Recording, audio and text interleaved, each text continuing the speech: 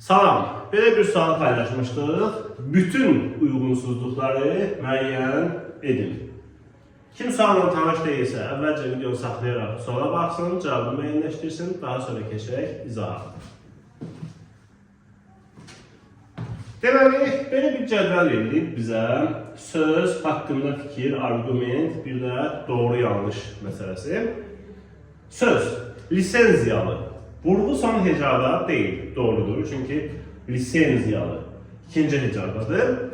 Argument kimi də göstərilir ki, şəkilçi vurğu qəbul etməyən şəkilçidir. Bu fikir yanlışdır. Çünki normalda vurğu qəbul edən şəkilçidir. Bəs niyə burada şəkilçinin üzərinə keçməyib vurğu? Çünki demişdik ki, bu qayda vurğusu sonda olan sözlərə aiddir. Yəni, hansı sözün ki, vurğusu sondadır, ona vurğu qəbul edən şəkilçi qoşulanda vurğu keçir şəkilçinin üzərinə. Amma sözün özündə vurğu ortadadsa və yaxud da əvvəldədirsə, yəni son hecada deyilsə, onda elə olduğu yerdə də qalır. Hansı şəkilçini artırırsa artırın, vurğunun yeri dəyişmir. Deməli, bu fikir doğrudur, amma argument səhv göstərilir. Bunun izahı belə olmalı deyildir. Davamda yazılır ki, bu doğrudur. Xeyr, burada bir uyğunsuzluq gördük biz. İlahə, yazılışı ilə tələffüzü fərqlənmir. Aha, doğrudur. Çünki uzanma fərq sayılmır, bu da doğrudur. Burada uzanma var, amma uzanma fərq sayılmır deyə burada fərq yoxdur. Doğru fikrin davamında yazılır ki, yanlışdır. Deməli, burada da bir uyğunsuzluq gördük. Özgürmək.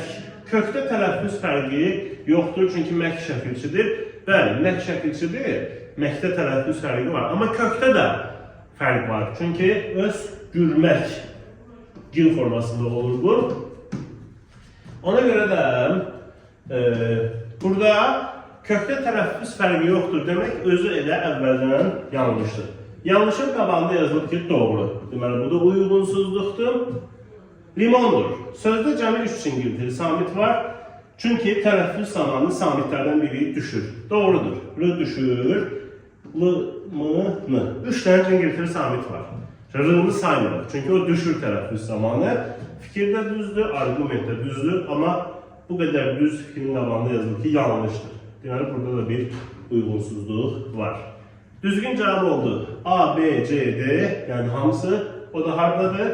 A variantında. Düzgün cavab A.